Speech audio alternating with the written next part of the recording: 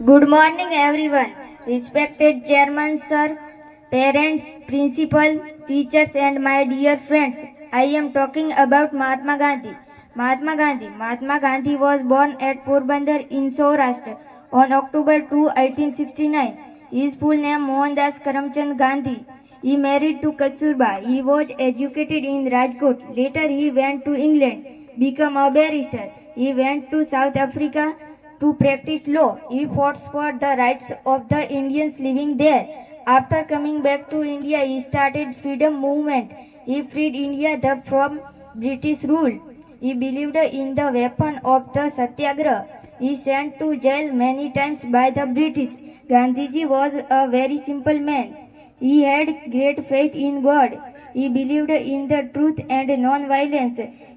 Therefore, call him Mahatma. Gandhiji loved children very much. They fondly called him Bapu. Mahatma Gandhi was dead January 13, 1948. People fondly remember Gandhiji as the father of the nation. Jai Hind, Vande Mataram.